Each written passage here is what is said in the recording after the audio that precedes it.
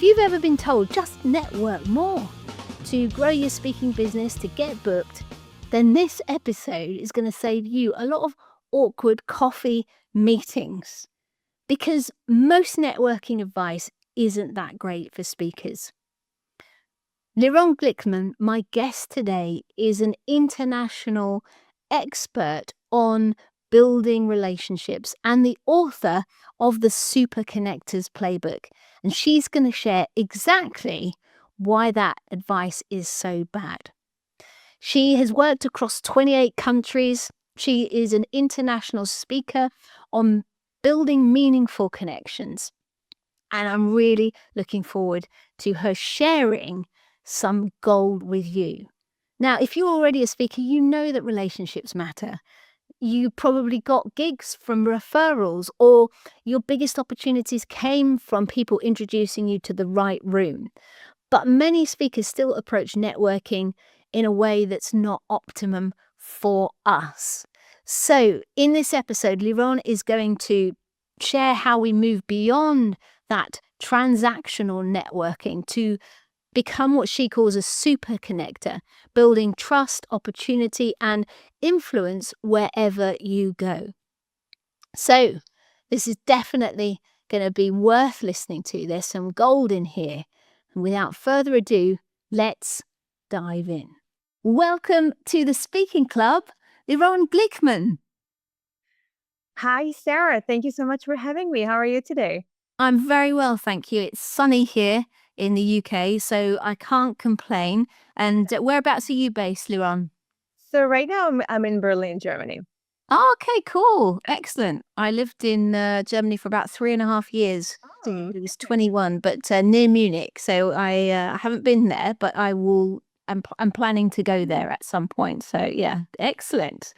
Good. Well, thank you for coming on the show. I'm really excited about the topic that we're going to be discussing today because I know that it's something that people yearn to get right, but so often fall into the pitfalls, and there's quite a few of them that are hanging around this area. So the first thing I wanted to ask you was you've worked across 28 countries. You're in Germany at the moment. You've been all over the place. Yeah. And what, in your opinion, what separates the people that are able to build those powerful global relationships from those who just network? I love this question because, I think, and I see that being, first of all, a people person, meaning that someone who's maybe friendly enough or open to other people or curious about other people, it's kind of it's an across the board trait, I would say. And even though there are cultural differences, which are distinct, and you see them from Asia to the US, there's still those basic fundamental human reactions that we all share, which I think it normalizes the fact that, oh, maybe I should feel uncomfortable and not around other cultures and so on. But to your questions, what differentiates between good networkers to better ones? Let me start with a story. When I was in Japan in 2018, I gave a talk. And then after the conversation, some of the audience line up to speak with you. And there was a nice Japanese guy who held this kind of folder in his hand. And when I'm standing there and there were more people behind him, he says, "Can you please come to the side for a moment? I want to show you something." And it was uncomfortable, but he showed me this folder and he tried to explain what he's trying to sell. And it was a bit awkward. And also I couldn't really understand his accent. And again, maybe I always say that maybe I lost once in a lifetime opportunity, but it was a bit off because I think he wasn't able to read the situation that there are more people wanted to speak with me. And maybe I'm not so comfortable to have like a very deep conversation with him about his offering. So this is, for example, I think, so to your question, I think it's about understanding the situation. When should we dive deep? How to start slow and build the relationship. So basically, it's pretty much about how do I get you to know, like, and trust me? How can I serve you? How can you maybe see something in me that and open your curiosity, and then the next time I will try to share what I do and maybe do business together. So I would say that the difference would be the shift from what can I get to how can I serve. that comes across really clearly in that story. Like it's not just about, the talking to the other person, it's reading the whole context as well and being emotionally intelligent around that sort of thing. And yeah, I think you're right. Just if you can, but I think if you do that, if you put the other person first, then those things kind of naturally follow, I think, in a way, don't they? So, oh, cool. Okay. Sure. Now you've written a book around Yeah. this topic, and as you probably know, there are shelves and shelves and books on networking and personal branding. Why did the world need the Super Connectors Playbook? So if you don't mind, I'll also show the Super Connectors Playbook. This is my bestseller. It's out for a bit over half a year. And I mean, on the one hand, we do networking and we communicate with people all the time, right? But then I'm sure you and I and many others know that we don't get to learn that at school. We usually don't have networking classes or communication classes. Maybe we have some social classes, but it's not about how to use this as a skill to grow your knowledge, connection, access, achieve your career. And even for me, this is a guide to how to be fulfilled in life. So my book, and I've read a lot of books and I watched a lot of information, and I actually researched some of the world's leading networkers like Dr. Ivan Meitner, who invented the BNI, the biggest networking group. And I'm leaning on How to Win Friends and Influence of Dale Carnegie and Never Eat Alone of Keith Ferrazzi, which he just endorsed my book the other week, which was very exciting. But I mean, I'm taking those, on the one hand, timeless realization of, hey, it's about being authentic. It's about really caring for others and giving them. And I'm tying it to strategic aspect, which means that it's okay to be strategic. It's okay to want to get something from other people, because that's how it connects you. But you have to be authentic first. So that's for once, understanding that in order to use it to be a better networker or achieve your goals relationship, it's about being authentic first, giving, and then strategic. But this book also has AI tips. So we really use AI and modern, I would say, situation that many people can relate to. And maybe the most important part, that it has a very clear methodology. This is my human factor methodology of 6 pillars, which actually explain to you how to achieve your goals. And then what I actually found really interesting is that I wrote it for those maybe introverted or developers or maybe women or people who feel uncomfortable. But you know that actually the top networkers, people that like salespeople or people that are really good at building relationships, they also found interest in this book, which I was surprised, which actually got me to understand why the world needs it, because it gives you a clear methodology that on the one hand helps you identify in which parts of it you're doing well and which parts of it you can do better. But it also gives you confidence because it's very modern and it very relatable. So confidence, methodology, relatedness, modern. Excellent. So a few sort of extra boxes ticked. Now I want to ask you, Yeah. normally when people become an expert in something, it's either because they felt that it was their big flaw before, and they discovered that this was going to be the way that they would change their situation around, or it was a kind of an accidental discovery on the way to getting something that they wanted. How did you, and why did you become an expert in connecting? Wow, I love your question. I think for me, it's maybe a bit of both. So on the one hand, I was always a dreamer. I grew up in a house where my father is a pilot, and his dream was to become a commercial pilot with the biggest airlines, which eventually he was. And through my childhood, the theme in my family was, let's help our dad to be a better pilot so he could get to the biggest airline. And you know what it means. So I learned from a very young age that to help people achieve their dreams, meaning to be quiet between 2 to 4 at noon, because he had to sleep and then he has to fly 250 people. But we really cherish the how important it is to fulfill your dreams. And so I had a lot of dreams. I wanted to be in the circus and I wanted to be in NASA. And then I realized that I don't know anyone in the circus and I don't know anyone in NASA. So my big dreams got blocked when I realized I don't know how the hell am I going to do it? And I realized that the gap between me and achieving my dream would be the people I have to know. And that's how I started to understand. And I was always a big dreamer. And I always wanted to work in the world. And I realized that I don't know anyone in the world. Fast forward today, working in 28 countries. But I mean, so that was the frustration. I wanted to live a fulfilled life and I didn't know how to meet the people I want. But then again, I realized that meeting people or knowing people is more than just achieving my goals. It's this shared knowledge. It's adventures, is learning. It's, open my mind and my horizons. So that's what brought me to learning more and eventually becoming the one who knows how to do it. Excellent. And what was the first time? Can you remember the first connection that you made that was meaningful to you and how you approached that situation? Yeah. So at the age of 16, I was actually, my father signed me up for this radio course in a local radio station.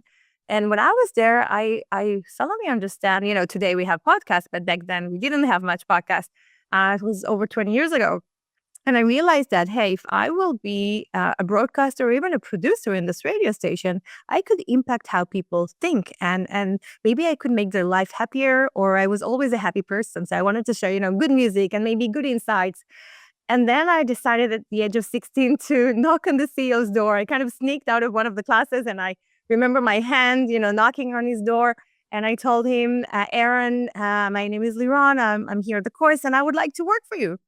And then there was this awkward silence. And he's like, something, I'm going to pay you $20 per month for commute and come and work for us. And this was my life biggest deal. And I became one of the youngest radio presenters in my country as well. And looking back, back in the time it was, well, I have to do it. But looking back, it was like, oh my God, I had some balls over there. Yeah. So before you had that, were you like, if I had you assessed and I know that you might have done this subconsciously in Yeah. terms of assessing the situation and what was your best chance at getting where you wanted to be? Had you done that sort of, calculation in your mind around this situation? Or was Well, it just, I'm going to go for it? That's the top bloke. He's the one I need to speak to. So I knew he's the one I need to speak to, but I always knew that I can broadcast. I knew I can be a broadcaster. I knew I could be a really good speaker. But there was a gap between knowing it to actually letting the world believe me that I actually know what I'm doing. So and that maybe this gap is called value, and I knew something inside, but between that to feeling valued enough to bring it out there was a little gap. And then when he believed in me, he's actually is my friend until today, and he's in my book. And he was the first person who believed in me. And maybe that goes to another point of how our surrounding is so important. And we all need someone who will believe in us, whether if we're 16 or 58 or whatever. We always need someone to believe in us. Cool. And so you went on to do the broadcasting. Yeah. At what point in your life did you decide to focus on this as an area of expertise, and what triggered that for you? So actually now I'm 43. So in the 20th decade, I moved by myself to Sydney, Australia. And within a month, I got a radio show with really broken English. Then within 3 months, I got to work for Westfield Marketing, Westfield headquarter in the marketing division, the shopping centers. And without knowing anyone, I landed in Sydney. I had 3 people I knew, and then, kind of networked my way up. 7 years later, I moved by myself to New York. I was smarter. I used the methodology I now teach in a way. And within 3 weeks, I got to work for a PR firm. So looking back, I realized, after the decade of the 20s, when I did my degree and everything in marketing, I realized that I developed this skill, but I'm also very driven to teach it to other people, because I realize people, again, we don't know how to do it. And then I realized that I learned something. I'm onto something, researched, and later on, again, it's been over 12 years that I've been teaching it around the world. So I think through kind of trial and error, learning, researching, trying to be better all the time. That's really interesting. So what seems to be coming through is a fearlessness in terms of you Yeah. making the ask.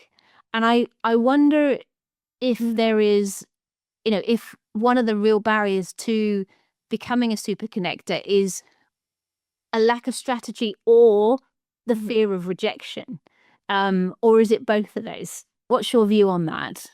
I love your question because, first of all, I think we all have a certain amount of fear of rejection or a fear of some social interactions. Even the US research that I usually use says that about 90% of the population, I guess it's from the US, has some kind of social anxiety. It could be if I'm speaking to an authority or if I speak to 2 or 20 people.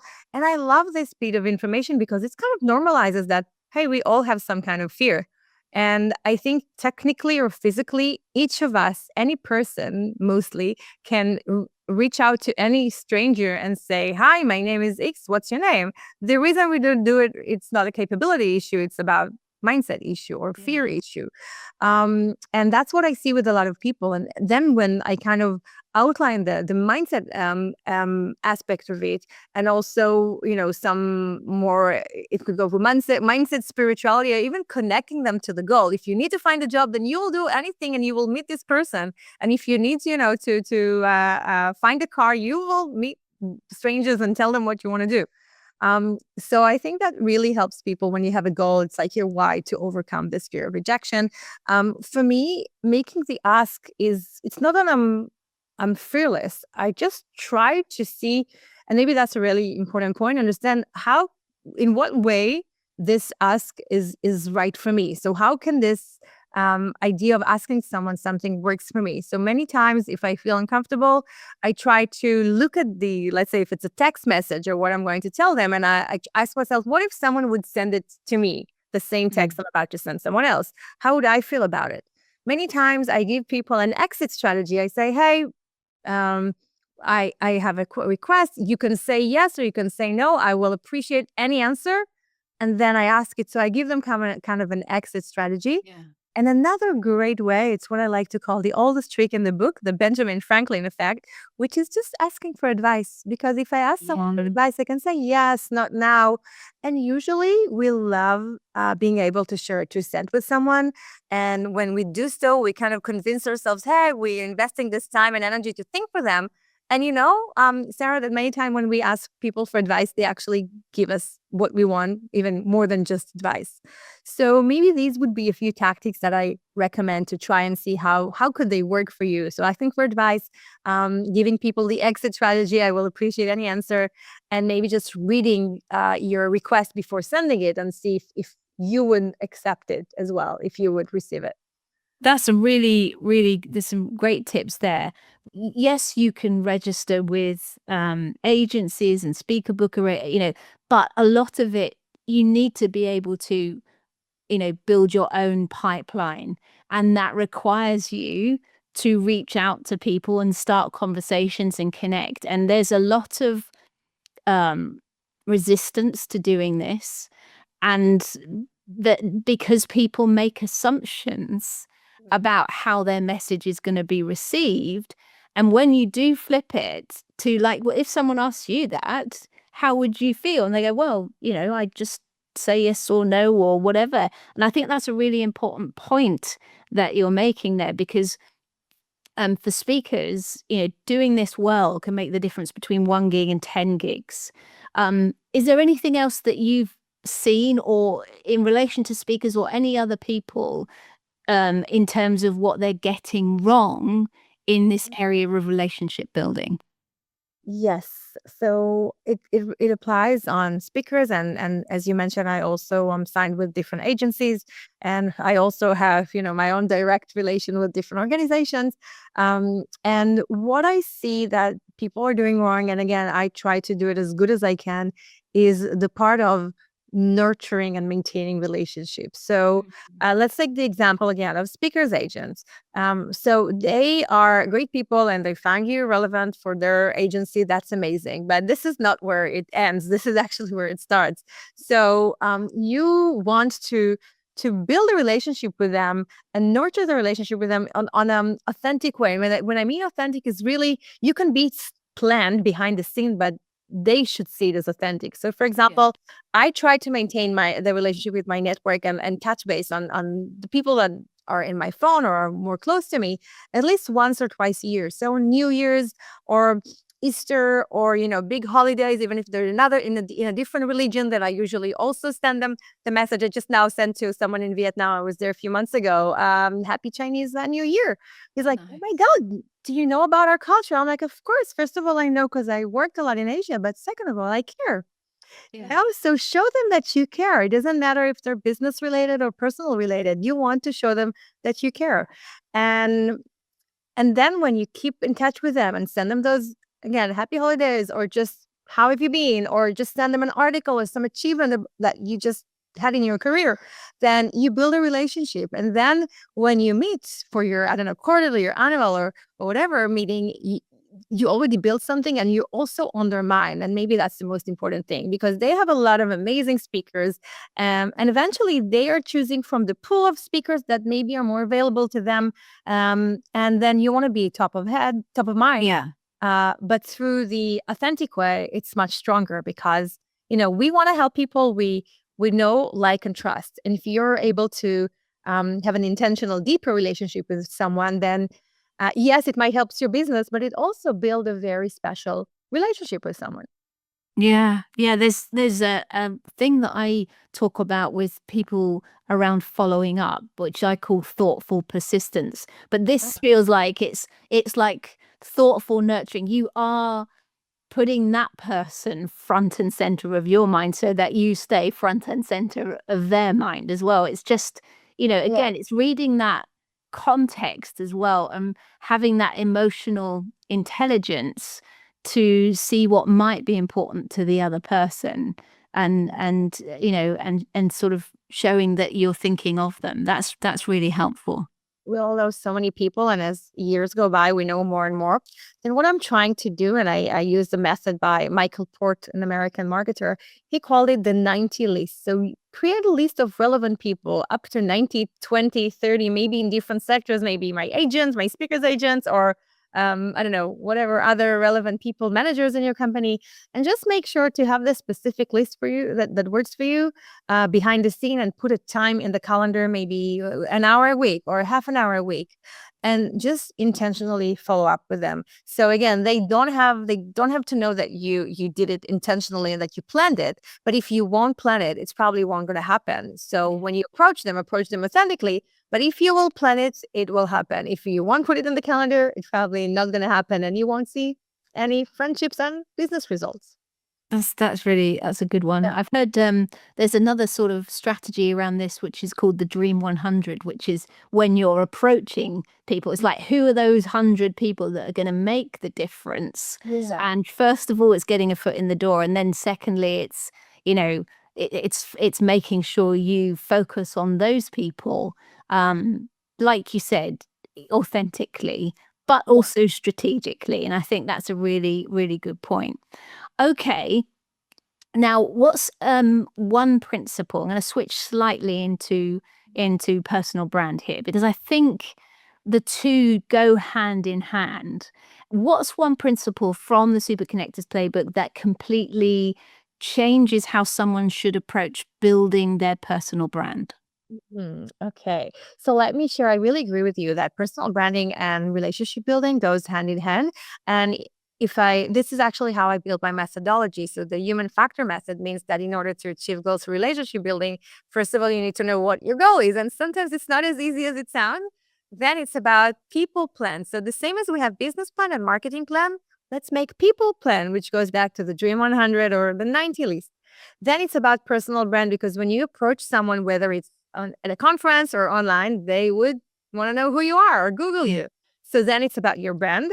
And then this is kind of, the first impression that we build with people. Then it's about connecting creating this bond, maintaining relationship, and leveraging and making the ask. So we already talked about some of those of the Mm. pillars. In terms of branding, then sometimes I hear people saying, it's a new thing called branding. It's not new. It was always here. We are human beings, and by nature, we have some bias. There's so many different cognitive bias, and some of those bias, meaning that we would probably prefer someone over the other, not because he's better at his job or less good. It's really about how we feel about them, and what we kind of how we see them, and maybe it's about their reputation or how we perceive them. So we are able to design to a certain extent how people see us and how they perceive us, which shouldn't create an unfair advantage for us, whether we work in a corporate and whether we have our own business, and maybe business owners and entrepreneurs feel it much more.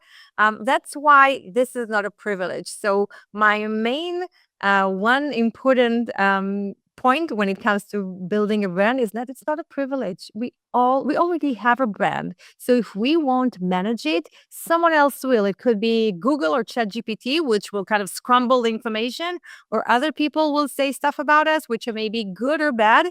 So maybe the first thing I would ask you to do, because building a brand, it's online, but it's also face to face. So maybe two tips around that would be, first of all, to try to Google your name. And if you can, go to the incognito window, which doesn't have the memory of your past searches, and or maybe ask a friend to do it and try to see what does it say about you. So when other people are Googling you, and maybe they would be your stakeholders, do they learn the information you want them to learn about you? And maybe sometimes there is wrong information, maybe there is right information, and maybe there is nothing at all, which is okay, but you want to be aware of what's out there, for one. Yeah. Second, it's about what is understanding, what is my promise? What do I want people to know about me? And let's say in the business world, it probably would be different than if I'm now going to date someone or my family or friends. So what do you want people to know about you? And the best way to get them to know that is just talk about it. Talk about it from different angles. Repetition builds your identity and your brand in a way. Cool. What's really interesting and what I'm thinking about, and I've obviously interviewed a lot of people, I've met a lot of people, and what is coming across to me, like in this space, as in your particular space, is that you are coming across to me as really warm and authentic, and I don't feel there's any sort of facade here. And I think that is partly also why you've been so successful. And I had a question on the back of this is, do you think that ego can get in the way of becoming a true super connector? Thank you so much for the kind compliment, and same here. I feel so comfortable speaking with you and your questions and how you delivered it. So it's such a fun conversation, and that's, again, it's very important. How you make other people feel. Now, I mean, ego is something many people have, and I mean, it also has some good parts to it. I mean, it can drive us, it can make us do more things, but I think it goes back to being conscious. Yes, maybe I mean, I'm a speaker, and I want to find the gigs, and I want to, put myself out there. And if you see my Instagram full of my videos, it doesn't mean that my ego is here. But it's really, ego is about knowing how to manage it. So sometimes if I will be in a conversation, and what I'm doing many times is I'm actually lighting other people's advantages up, or I kind of shining the spotlight on other people, or sharing how amazing they are, or giving them compliments. And then it actually goes back to me. I mean, I'm not doing it in order to earn something from it, to gain something from it. But if you know how to put yourself back and put people in the front, if you can understand, again, read the situation, and it's not about me, and not about taking all the time, then you will be, first of all, more likable and more acceptable. And also, people will remember you for it. So again, we need to understand when the ego is driving us to do more, but when it actually blocking us from being open to people, being open to learn. I know for me, when I was younger, sometimes I didn't want to learn. I mean, I wanted to learn, but I felt I don't want to ask people to know, to see how they do what they do, because it's my ego. What do you mean? Like, I'm an expert. I know what I'm doing. Now I'll ask them, what would it say about me? But then I realized it's such a wrong way of thinking. I'll ask them, they will share something. Then then they will ask me, and I will share something, and maybe we'll do great things together. So it's about changing our approach. I love that. One thing, it's really interesting actually having this conversation with you today, because I realized something, and I don't know, I think partly this is a me thing, but it may also be a female thing. Yes. So I remember when I was younger, um, on a few occasions, people called me a show off. And it's something that I I would say I've been and I do, don't get me wrong, I love an audience, I do. But I think when it comes to self-promotion and building that brand, I back off, because I think I have that thing in the back of my head that if I do promote myself, and there's opportunities that I've missed, like when I've been doing speaking gigs, you know, to promote in a not in a sort of I love look at me, love myself, but just even just a low key, because of that belief from the past, it stopped me from doing that. And I think there's also another layer around women as well, holding themselves back in this area. And I just wondered if you had a view on that. It's something that I think I need to work on, but have you got any view on that, perhaps on the female side? I know you can't talk about me specifically, but yeah, have you come across that?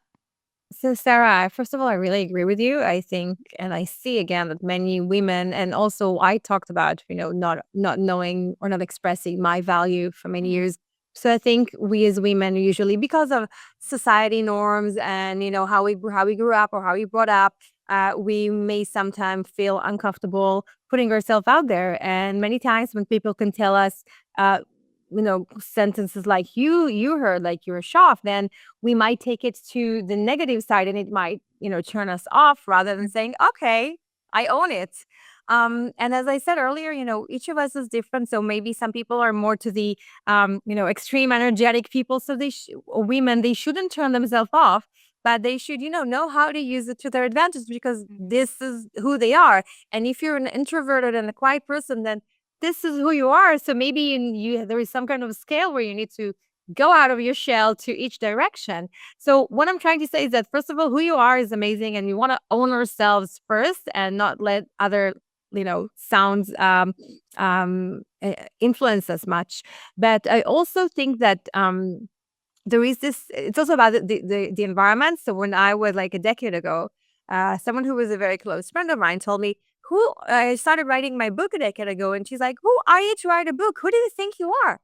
And that actually turned me off for a decade. Now looking back, now was like last year was the best timing and everything was good, but I'm still a bit upset of myself that I listened to her, because I know it really took me a few steps back in other ways. So to summarize it, there was a sentence by a woman called Hannah Ratto, which I really like, and she says, "Modesty is not a practical trait." Repeat it. Modesty is not a practical trait. It's a beautiful being modest. It's a beautiful trait, and it's important. It's not about being all like bragging or out there all the time, but we need to have our own kind of understanding that this is a scale. And now I want to be more in the show off side, or more in the bragging side, because I worked hard and I earned it, and I feel like I want to share the world what I earn and what I do. And then tomorrow I'm in a meeting and I understand I need to be more in the quiet or modest side. So modesty is not a practical trait, and you get to choose how and when you want to use it to your advantage. And if some people are uncomfortable about you shining, then it's their problem. Yeah, I like that. Well, thank you for sharing that. I appreciate that. Really what I believe in, because I think we all experience that. And actually, there's some men that always, whenever I talk about it, some men always say, "Hey, but we also have this, sometimes we feel uncomfortable marketing ourselves." So it's not only a women problem, but this is really what I believe in. Yeah, I appreciate that. Good. I will take it on board, and myself as well. Good. Okay. So I wanted to just switch into some practical strategic tips for people. So if a speaker listening today wants to become known as a super connector in the next 12 months, what are the first 3 moves that they should make? And I know we may have covered them. We might bring them back in here. Yeah. But what would those be? So if you don't mind, I'll give you the 6 because my method is Oh, 6. no, more is always welcome. Yeah, absolutely. So I said, first of all, it's about understanding what is your goal. So being a speaker known for or in which region or area, and understand where do you want to go and where do you want to be in 12 months. Then, as I call it, the people plan. So who are the people that on the one hand are decision makers? So maybe it could be agents or HR in companies in corporate that they are making the decision that, hey, Sarah, I want to have you now. And also there are the other, like kind of the second or third circle of people around them, like someone who works in a company that has an access to the HR, or another speaker that can recommend me on their agent. So create this 20, 30, 90 list of relevant people. And usually what's interesting about it is that many times we already know them or they're within our network. So first of all, have a look at your network, go over your phone, your phone contacts, or maybe think about your community or someone who goes to the gym with you. Usually those people are around us. And also look at how to create, how to increase your network. So I really love meeting new people. So I just now joined this business group in the US. And, I'm trying to be out there in different communities. So I will increase my network and get to know more people. So that's about your people plan. Then it's about your brand. Make sure that if this agent goes over your LinkedIn or Google you or your website, is it ready for them to learn that you're the best speaker or connector that can, do whatever you want to do? Then when you reach out to them, try to reach out to them in a place that, first of all, respect them or give them a compliment, and connect with them again in a congruent way, whether it's on LinkedIn or through a friend. The best way to connect to people is through a mutual friend, because then if I trust you, then the other person probably would trust, me as well, because we both trust you in the middle. And then it's about building the rapport and really connecting with people in the right way. And then, as I said, just maintain relationship, write them like a comment, or try to give them value when you maintain the relationship with people. So I can even sometimes source for an article that, hey, I just found this article that I think you'll find interesting, or just congratulate them about something they just posted on LinkedIn. So try to be every now and again in their life, not too pushy, but so they will see you. And then make the ask. So many times, I kind of start slow because I know that there is sometimes time for people to know, like, and trust me. So maybe I'll write to them on LinkedIn, then I comment about something, then we'll have a conversation, then I'll send them, I don't know, hi through a mutual friend. And then at some point when they know who I am, I can make the ask, hey, can I consult with you? Or, hey, I think I'm now ready for your agency. Now, it might sound like a lot of work for people, but again, try to focus on 2, 3, 6 people, like a number of relevant people that you can actually digest and work through and maintain relationship with. Quality is better than quantity here. So know your goal, have a people plan, know who you want to approach and where they are. Make sure that your social media and website looks good and how you present yourself to them. Try to connect with them maybe through a mutual friend, maintain relationship through value, and yes. Excellent. Cool. So thank you very much for sharing all of that. And I'm going to come back to where people can find out more about the book, about you speaking, working with you in a little bit, because I have some standard questions to ask first, Lirone. So the first question that I've got for you, because I know that you are a speaker as well, as we've talked about, is what's the best thing that speaking has done for you? Wow. The best thing that speaking has done to me is the opportunity to really make a difference on other people. You probably know this, that sometimes this short message you get after that, like, oh my God, this was amazing. Oh my God, thank you. I feel so comfortable to do things. So knowing that I really made a difference on people, it's actually why I do what I do. So yeah, so that's the best thing. I can really give people something from me and that I learn and that really can make a difference for them. Cool. Excellent. And I know that it's lovely to see light bulb moments and to feel that you've made a difference to someone in the way that they're going to do things that maybe they struggled with before. So that it is rewarding. Absolutely right. It's Now, never nice to see, money in the bank, but it's the outcome. Like, let's not be, it's the outcome of doing what you love. But obviously, this comes first: the giving, the information, and then also being able to earn money from it. And again, sorry, I'm sure there are some beginners here, but I spoke for the first 2 years. I did things for free. I even flew to the UK to give a talk for free on my expense in order to have a first global country so we work really hard to get there, so we earned it.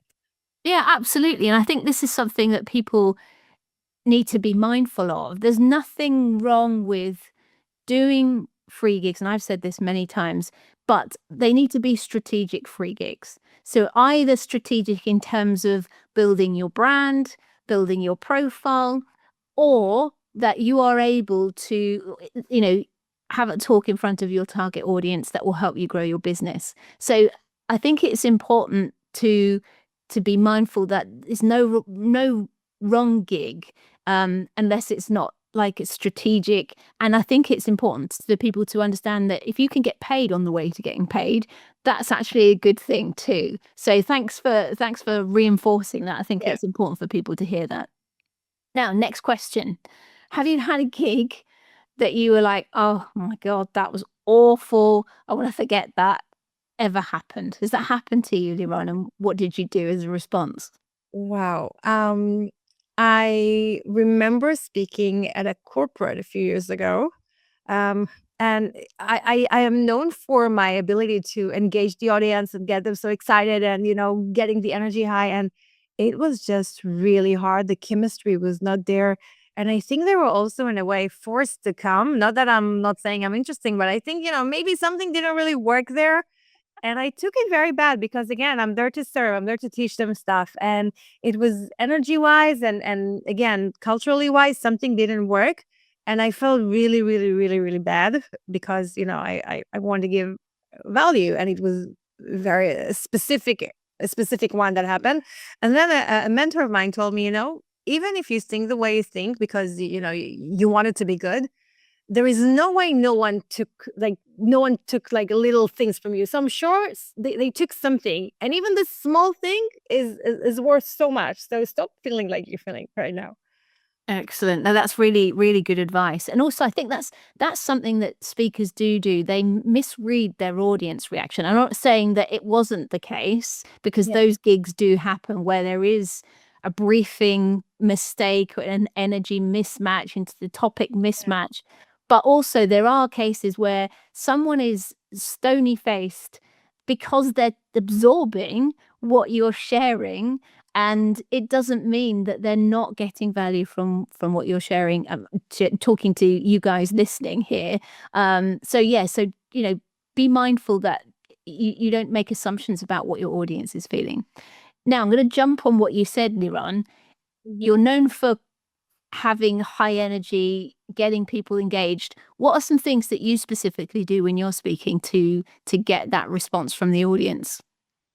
So here is a professional secret. So, I know you were a comedian, right? You did a lot of Yes. yeah. So I found that there's some specific comments or stories that I know that makes people laugh, and as you know better, it's always good. So I usually use them, especially at the beginning, like when I introduce myself. I have this, very like big like slide about myself in 28 countries and logos, and then I tell them, there is two things I wanted to know about me.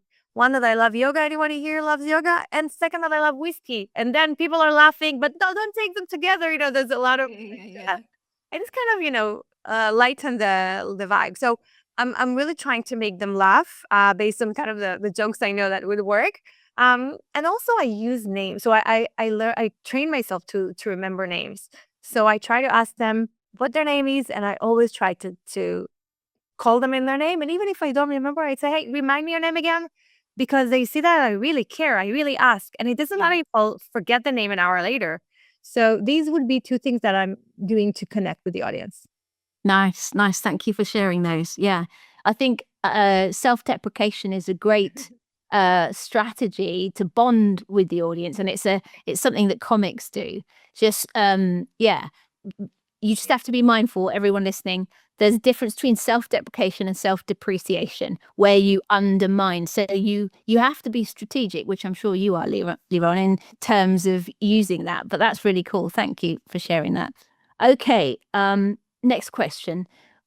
What's the book that's had most impact on your life and why? I think it's The Four Agreements by Ruiz Miguel. I think that's his name. The Four Agreement is there's kind of four, I would say, again, agreements or rules to live by, which are about not making assumptions, not talking bad about people, about always doing your best. And the best one for me is not to take things personally, because everything people do or say, it's about them, which actually goes back to what you're saying about the way we behave or how people react to us. And I remember reading it when I was a teenager, and it really helped me to, hey, I always will do my best. I don't like to talk bad about people behind their back or not in front of them. I just think this is just not my style. And yeah, and when I understood that most things that people say and do, it's not about me, then for the most part, it really took a big weight off me, because especially when you're young, like, oh my God, they said this and that, and maybe I was wrong. And then, like, no, it's theirs. I choose if I should get, let it, give it room in my space or not. So Oh, I love that. I really I love it. love that.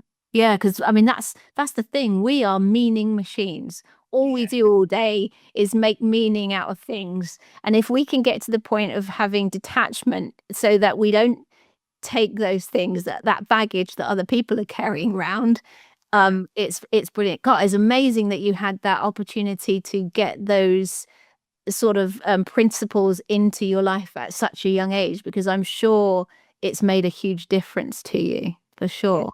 Excellent. And we'll put a link in the show notes to that book in case you haven't read it and you want to check it out. Okay. Penultimate question. What's the best bit of business advice that you've had and why? Wow.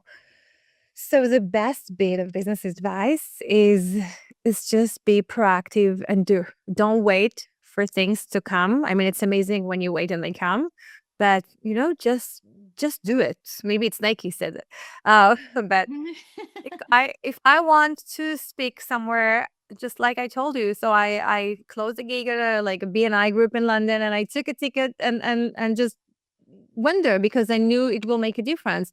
If I want to, for example, TEDx, I've been waiting to be a TEDx speaker for so many years, and me and my team, we scrapped the internet and we found, and we approach and we reach out to many, and I haven't got it yet. Maybe soon, I don't know. But I know I will get there. So I'm doing whatever I can. And for now I heard a lot of no's, but the yes will come. So just do it. Just go after your dreams. And even if you won't get them, you know that you tried, and the journey is important too, right? How do you accept the no or the yes? Are you really doing anything you can to enjoy your journey and to make an impact on other people, or to fulfill your dreams? So yeah, that's really me. Just I love that. do what I want to do. Yeah. I love that. And I think this is a really important distinction that you made there, because I'm into the spiritual stuff and I love the idea of manifestation and all of that good stuff, because, if you have a desire, it usually means that it's meant for you. But so many people misread or misunderstand manifestation, and they will put it out there and then sit back and wait. And it isn't. You've got to go for it as well to help, bring it into reality, bring it into fruition. So it's a really good point that you made there. You put it out there, but you're still going for it. You're not You need to sitting make back the and waiting. Yeah, make absolutely. Love yeah. that. Cool. Okay, last question then, Liron. If you could have one mentor, and they can be alive or dead, fictional or non-fictional, who would you choose and why? Wow, I have a few figures running in my head, but maybe I have two people, Oprah Winfrey and Steve Jobs. And Okay. Winfrey, she's a strong woman. She came from, the bottom of the bottom, and she was able to build herself so wholeheartedly and so strongly. And it seems like every time I read her books or listen to her, she has something wise to say.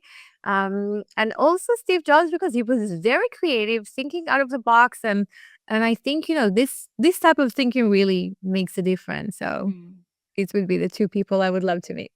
Excellent. I love that. Cool. Well, listen, Lirone, thank you again so much for sharing um, all the wisdom around connection and building your brand and all of the good stuff that you shared today. Where's the best place for people to go to find out more about the book and you, perhaps if they want to get you to speak or they want to work with you? Thank you. So essentially, the book is on Amazon. There is an audiobook, ebook, soft cover, the Super Connectors Playbook, and I'm everywhere. I'm on Instagram, mainly Instagram, LinkedIn. I have my website, lironeglikman.com. So I think I'm pretty reachable. I'm trying to be such. So they could definitely find me on my website, Instagram, LinkedIn.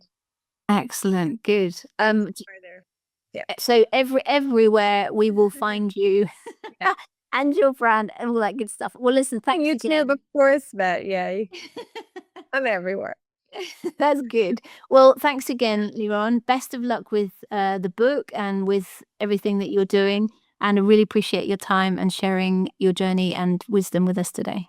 Same here. Thank you so much, sir. That was really cool. I loved Liron's energy, her authenticity. She really is what we call in the UK a WYSIWYG. What you see is what you get. And I think that really sort of reinforced one of the key points that I took away from this. Real influence isn't about broadcasting your expertise. It comes from building those meaningful relationships.